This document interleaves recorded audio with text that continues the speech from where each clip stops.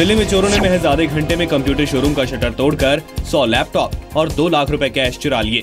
वारदात करोलबाग इलाके में देशबंधु गुप्ता रोड की है। पूरी वारदात सीसीटीवी में रिकॉर्ड हो गई। रविवार की सुबह करीब 4:30 बजे मुंह पर कपड़ा बांधे 2 बदमाशों ने पहले रोड से शोरूम का शटर तोड़ा, फिर अंदर लगे कांच के दरवाजे को तोड़कर शोरूम में दाखिल हुए। करीब आधे घंटे में बदमाश शोरूम में रखे 100 लैपटॉप और 2 लाख रुपए कैश लेकर फरार हो गए। जाते जाते बदमाशों ने शोरूम के अंदर और बाहर लगे 3 सीसीटीवी कैमरों के डीवीआर भी तोड़ डाले। पुलिस केस दर्ज कर लुटेरों की तलाश कर रही है। दिल्ली के सफदरजंग और राम मनोहर लोहिया अस्पताल में आज मरीजों को मुश्किलों का सामना करना पड़ सकता है। दोनों अस्पतालों के रेजिडेंट डॉक्टर्स एसोसिएशन ने आज से हड़ताल पर जाने का ऐलान किया है।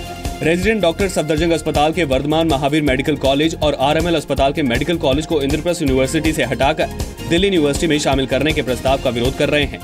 रेजिडेंट डॉक्टर्स ने केंद्रीय स्वास्थ्य मंत्रालय से इस प्रक्रिया पर रोक लगाने की मांग की है। दिल्ली के सीएम अरविंद केजरीवाल आज से अगले 10 दिनों तक राजकाज से दूर रहेंगे। केजरीवाल धर्मशाला में धर्मकोट के विपासना सेंटर में ध्यान लगाएंगे। विपासना सेशन में शामिल होने के लिए केजरीवाल आज शाम धर्मशाला पहुंचेंगे। उनका ट्रेनिंग सेशन मंगलवार से शुरू होगा। इन 10 दिनों के दौरान केजरीवाल का किसी से मिलने जुलने का कोई कार्यक्रम नहीं है। इस दौरान उन्हें अखबार, टेलीविजन या किसी भी तरह की मीडिया से दूर रहना होगा।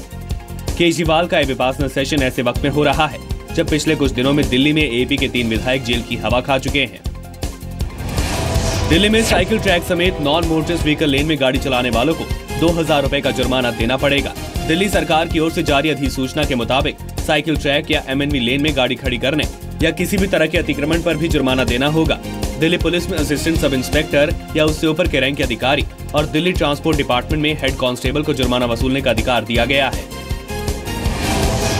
एपी कार्यकर्ता सोनी सुसाइड केस में गिरफ्तार आम आदमी पार्टी के विधायक शरद चौहान की न्यायिक हिरासत आज खत्म हो रही है, जिसके बाद उन्हें फिर से कोर्ट में पेश किया जाएगा।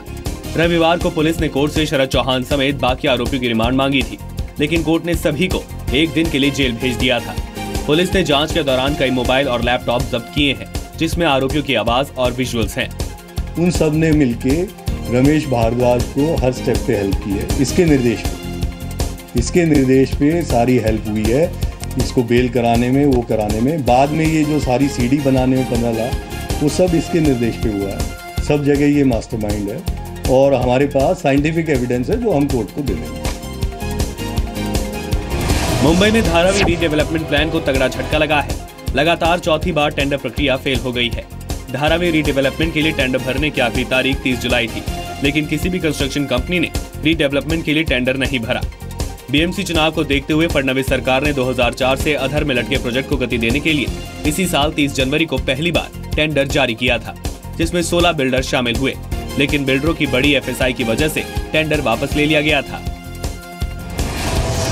मुंबई में बेस्ट के इंजीनियरों ने अपनी सामूहिक छुट्टी वापस ले ली है। महाराष्ट्र सरकार ने आज इंजीनियर की मांग पर विचार करने के लिए बैठक बुलाई है। सरकार की ओर से मांगों पर कोई न कोई रास्ता निकाल लिए जाने के आश्वासन के बाद इंजीनियरों ने अपना आंदोलन वापस लिया है। बेस्ट के इंजीनियर अपनी मांगों को लेकर शनिवार से सामूहिक छुट्टी पर चले गए थे, जिससे बिजली आपूर्ति प्रभावित हुई थी। मुंबई में मानसून की जोरदार बारिश के बाद बीमारियों का भी ग्राफ बढ़ने लगा है। पिछले कुछ दिनों में ही मलेरिया के 433 और डेंगू के 336 नए मरीज सामने आए हैं। बीएमसी के स्वास्थ्य विभाग के आंकड़ों पर नजर डालें तो 11 जुलाई से 30 जुलाई के बीच मुंबई में अलग अलग तरह के बुखार के 4722 मरीज अस्पतालों में दाखिल कराए गए हैं।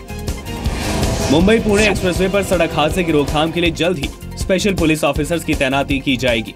एएसपीओ सड़क पर चलने वाली गाड़ियों और लोगों पर इस बात की नजर रखेंगे कि वो ट्रैफिक नियमों और गति सीमा का पालन कर रहे हैं या नहीं। ट्रैफिक नियमों का पालन नहीं करने वाले लोगों के खिलाफ कार्रवाई भी कर सकेंगे। सरकार ने इसके तहत करीब 120 जवानों की तैनाती करने का फैसला किया है।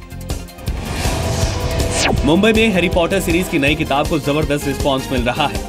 किताब खरीदने के लिए बुक स्टॉल्स पर लोगों की लंबी कतार देखी जा रही है। रविवार को क्रॉसवर्ड बुक स्टोर पर सुबह 6 बजे से ही पुस्तक प्रेमी लाइन में खड़े दिखे। सिर्फ कुछ घंटों में नई सीरीज की किताब की 1100 से ज्यादा कॉपियां बिक गई।